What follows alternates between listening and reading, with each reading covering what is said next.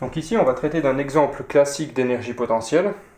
On va imaginer par exemple qu'on lance une balle en l'air depuis le niveau du sol et on aimerait savoir, avec la vitesse de lancer, à quelle altitude l'objet va monter.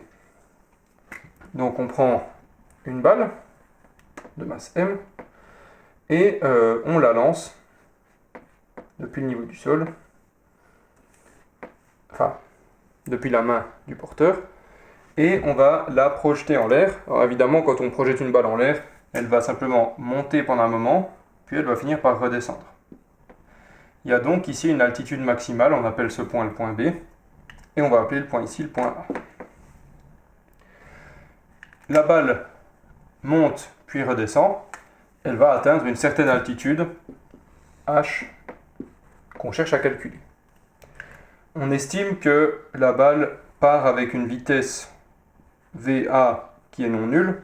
Ici, on va prendre VA égale 10 mètres par seconde.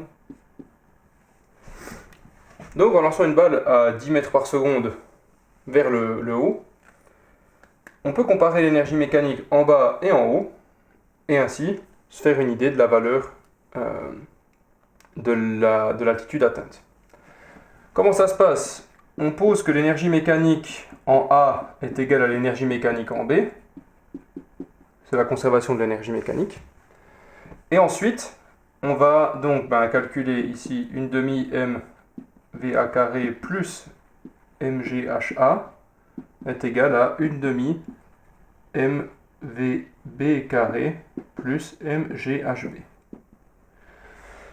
Alors l'avantage ici, c'est que comme on parle de potentiel et puis qu'on parle de différence de hauteur, parce que ce qui nous intéresse finalement c'est la différence de hauteur entre les deux points, on peut fixer que la hauteur vaut 0 en A. C'est une théorie qui se base uniquement sur la notion de différence, et donc on peut tout à fait décider de fixer une des deux valeurs comme égale à 0 pour simplifier les calculs. On a donc ici HA qui vaut 0, HB qui vaut simplement H, et on a aussi VB qui vaut 0, parce que VB est le maximum de la trajectoire, c'est le moment où la vitesse est nulle avant de commencer à retomber. Donc au final, on se retrouve avec une demi mVA carré est égal à mgh, et ici la magie opère, on peut simplifier par la masse. Ce qui est intéressant, c'est de se rendre compte que le calcul qu'on va faire là est indépendant de la masse. Donc ça veut dire que vous jetiez un camion 40 tonnes ou une bille à 10 mètres par seconde en l'air, ils vont monter tous les deux à la même hauteur. Alors évidemment, l'effort pour les lancer à telle vitesse ne sera pas le même, mais en partant avec la même vitesse, ils vont arriver strictement à la même hauteur. Si cela paraît contre-intuitif, c'est normal.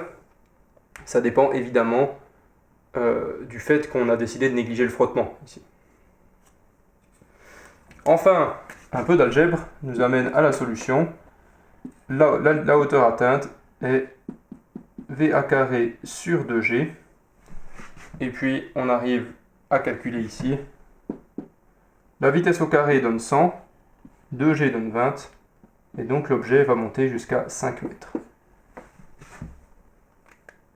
Voilà, j'espère que cet exemple aura été formateur, et je vous donne rendez-vous dans la prochaine vidéo sur la puissance.